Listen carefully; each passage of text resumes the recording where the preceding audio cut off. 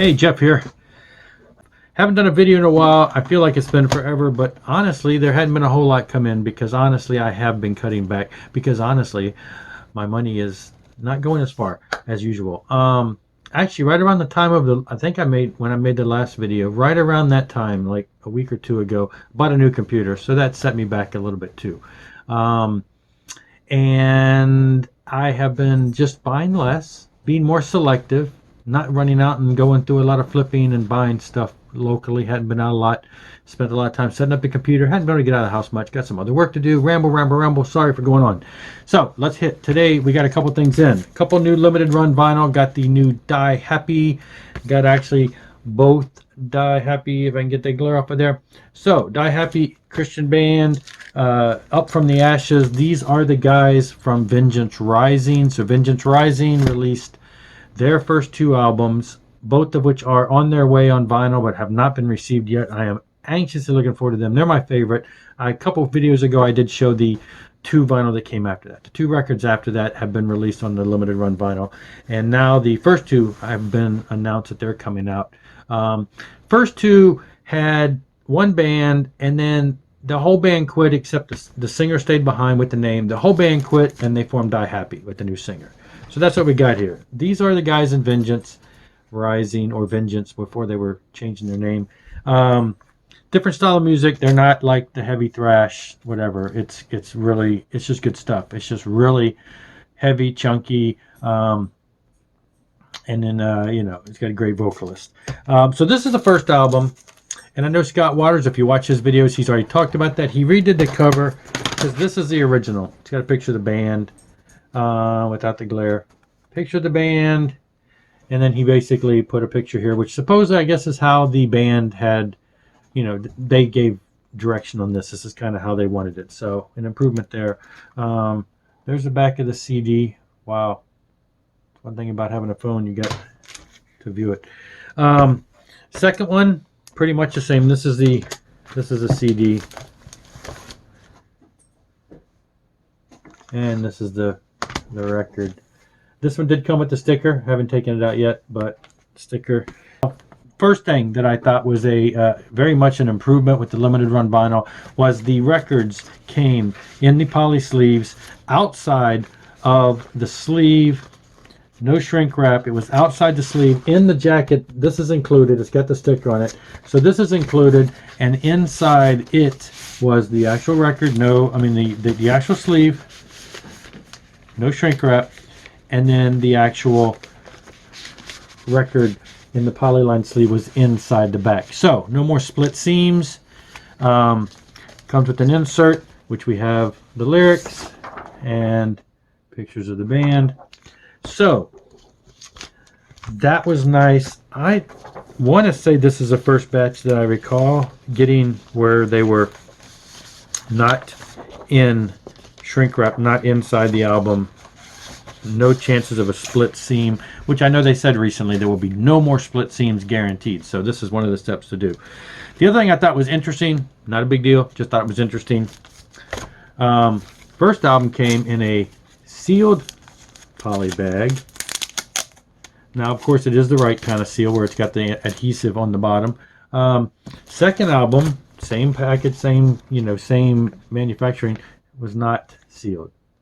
Now, to be honest, I prefer the not sealed over the sealed. Only because I know some people like these because it keeps the dust out, yada, yada, yada. I just think it's too much of a hassle to have to open this up every time.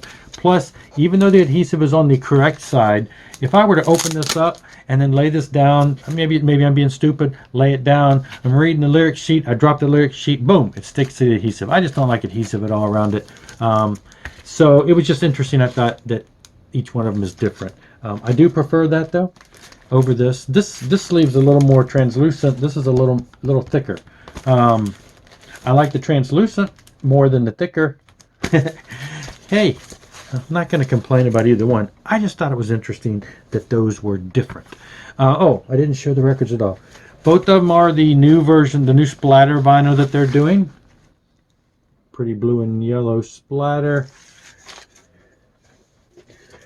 This one I will show you. It will take me forever to open it because I got to open this first. This one's a pretty yellow and black. Yellow and black or yellow and blue? Haven't looked at it in the bright light. Anyway, very pretty. Now, I got these in the mail today. Today was a day where I was home alone. My wife's out of town. My youngest daughter was at a school event. All of my other kids were at work. I was home alone. These came in the mail. I brought it in. I threw the first album on. I had the volume up twice as loud as I usually listen to it when people are home, and it rocks. I've always loved the first album better because the second album they went a little more bluesy. But I noticed when I put the second album on at the little higher volume that while I remember it being a lot more bluesy, it was a lot. It was heavy. It was good. I was like, this is not as much of a difference as I recall. I mean, overall it is. But anyway, great stuff. You got to check it out. The other thing I did notice, minor complaint, and this could just be the color vinyl. I know some people like black over color. I kind of think the color's pretty. Haven't really noticed much of a sound difference. Haven't paid a lot of attention though, because when you turn it up and you listen to it, you don't hear it. But I did notice when I put the first I Happy album on and dropped the needle, I was hearing noise. It was at louder volume than usual. I'm hearing this noise, not the crackle, just surface noise, and then when the music started, it goes away. So anyway, minor thing, but I did notice it. I don't know if it's a colored vinyl or what, but not going to complain. I also got a week or so ago, whenever it came out, the day it came out, I got the new Ozzy album. It's Ozzy. It's the Ozzy album. It's good. Yeah, he goes back into some of his weird, darker lyrics at times. You know, talks a lot about hell and stuff. Kind of not a big fan of that as much, but overall, Ozzy sounds great. And I don't know how they're making him do that because he's older, and I'm assuming they have to process his vocals, but they sound great. I on the album, they sound great. Now, I noticed this when I got this, but I didn't think it was a big deal until I saw a video from Frank over at 33 RPM that he put out a couple days ago about how he got his and returned it because it had all these smudges on it. From right out of the case, it had all these smudges. I grabbed mine while he was talking and started looking at it, and I didn't see any smudges. Everything was nice and clean on mine. Then he went on to say he got a second one, I think it was, or he talked to some other people, and they were noticing like a thumping sound. And I did notice that. I remember when I first put this on, because I put it on and I took it off and I put it back on. I said, is that like the intro to music? It seems like I'm still on the, right on the edge. But it was kind of like it was just kind of a thumping noise, very mild, but you could hear it. It was kind of coming through the speakers. Music starts, you don't hear it anymore. But he mentioned that and said that was a manufacturing defect. And I guess he sent back another one, or somebody sent back another one. So now I'm debating whether I should send mine back. I haven't decided at this point yet. Next up is something I bought on Amazon, on Facebook. Somebody was selling it. I knew nothing about the album. I recognized the artist, of course. I looked it up real quick, brief look up, saw that briefly what I found on Discogs was, hey, the price this guy's selling on Facebook is roughly the price, is cheaper than the price I would get it on Discogs. I'm going to go ahead and grab it. It looks like it's neat. There's a couple versions out there. This is the one that seems like it's more expensive. And this is a Jakey Lee, Running with the Devil. Now, what is it? It's basically Jakey Lee. I don't know who the band is. There is no listing. None of the other members are listed on here as far as the band. Jakey Lee on guitar with a bunch of guest vocalists. It is kind of a covers album with guest vocalists. Quite a bit of Ted Nugent on here. We got Running with the Devil, Van Halen song, with Stephen Pearcy of Rat on vocals. We have Seek and Destroy, Metallica song, with Chuck Billy of Testament on vocals. We got Wango Tango, Ted Nugent song, with Stevie Rachel of Tough. We got Just What the Doctor Ordered with Corey Clark from Warrior Song, also appears to be a Ted Nugent song. Yeah, Ted Nugent. So Scott Waters, if you don't have this, here, some Ted Nugent songs. Journey to the Center of the Mind, another Ted Nugent song written by Phil Lewis of LA Guns. Get Down, Make Love with Glenn Hughes of Deep Purple. That's a Freddie Mercury song, of course, Queen. Wang Dang, Sweet Poontang, yeah, of course, Ted Nugent. With Alex Mitchell of Circus of Power. Free for All with Janie Lane of Warrant. So it's a couple years old. He's passed. Also a Ted Nugent song. It's a Long Way to the Top. AC/DC, of course, with Lemmy. Also no longer with us, so recorded a while back. And Crying Time. Doesn't say who that song is by. It just says Stephen Pearcy, copyright control. It is 200, and I've got number 127. It is a limited edition white label, only 200 made. And when they mean like white label, they mean white label. I don't know what side A is or what side B is. It's not labeled at all. I didn't know anything about it. The cover looks nice. It's printed by Deadline Music, and which is a part of Cleopatra. I'm familiar with both. Deadline releases a lot of great stuff on vinyl, and Cleopatra also releases a lot of stuff. So I threw it on, and the first thing I noticed was lots of noise. So there is, the manufacturing is kind of rough on the actual vinyl. It had a lot of surface noise. I mean, a lot more than I've heard on any album. And then the song started, and I realized the songs, I don't know anything about it. I don't know who recorded it, how they record it, what it is, what the information is. But the songs just sounded raw. The guitars, nothing was overproduced. They sound good, but they sound like somebody practicing. Not really. Better than a practicing in the studio. They felt raw. The tones, everything was a little raw. Now, read a story real quick when I went back and researched it. Read a story. A guy bought this, wrote the story on Discogs, saying he took a copy of this when he met Jakey Lee, had him sign it. Jakey Lee didn't know anything about the album. He's like, I don't think they had permission to release that. So it appears to be of sort of a bootleg. So interesting to have. Kind of a rough production, but kind of fun. And the singers, a bunch of cool singers. Last record up for this time, we got the Union of Sinners and Saints. What this actually is, a Christian album. We've got members from Petra and members from Whiteheart. They've gotten together. They record a bunch of Petra songs and a bunch of Whiteheart songs. The vocalist for Petra, of course, makes Whiteheart sound like Petra.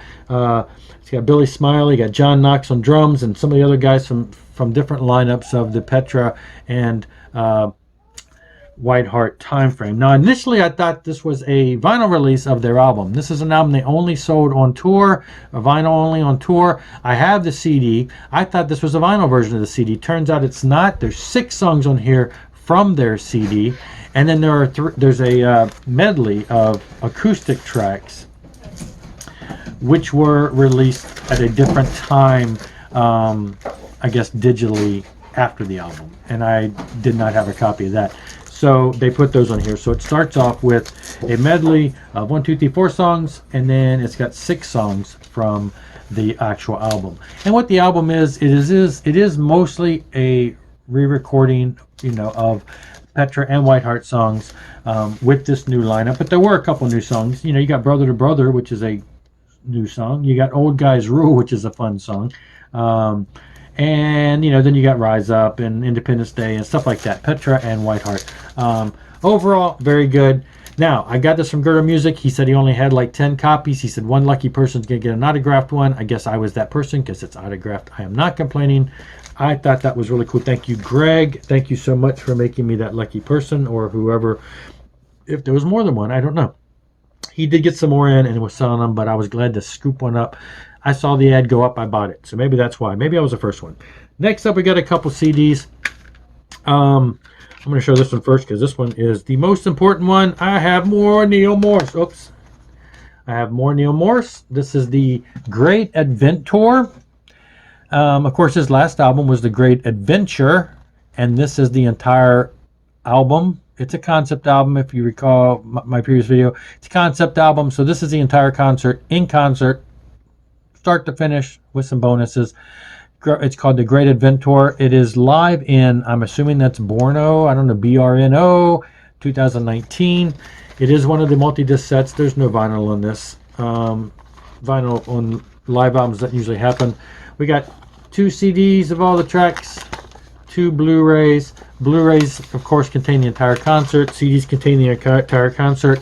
Blu-rays also have a bunch of tour documentaries and a bunch of the videos that were recorded for the album. So all in all, very good package. I got this in the mail, I think, last week. Put it in, watched the entire concert, start to finish. It's just great. These guys, amazing band, amazing musicians, and it's just an amazing album. So it's great. They have released, I think, almost every album he puts out a live album shortly after. So and with all the different Morse Fests he's done, the Morse Fest is a weekend where it's mainly him and his band, various things. He does acoustic shows. The band does shows. He's had Spock's Beard there. He's Flying Colors, I think, has been there, or they're coming this year. Anyway, I've never been to a Morse Fest. It is my dream, but it's in Tennessee, which is just, it's kind of hard for me to get over there, even though we're only in Virginia. It's still 8 or 9 hour drive. But one day I want to get there. But every year he's released pretty much the videos from that. And every year at Morse Fest, he tends to play a whole album one night and a whole album the next night, things like that. So we have almost every album in its entirety live. Almost. I'm thinking maybe we don't. I've got so many live stuff by him. I don't know. Anyway, that's enough of that. Last up is the new Thor album, Thor Rising. This came out about a week ago or so. I love it. I love it. I love it. As anybody who's watched my channel for a long time knows, I love Thor. Thor is one of those throwback bands from the 80s that continues on. Thor has gotten a little up there in age, but he continues to put out great music. Got a new band this time around. He's always got new guys working with him, it seems like. And he's got some young guys. For the past couple albums, he's been working with various people and young guys. And anyway, I put this on and I love it. I will say some of the albums I have small complaints about. There's an occasional album. Okay, it seems like almost every album there's like a song, and I'm like, oh my gosh, who is sitting in the studio? Who's the producer sitting in the studio that says, hey, that was a great vocal take, let's put it out like that? There's just always that one song that kind of makes me cringe, that makes me wonder who approved this.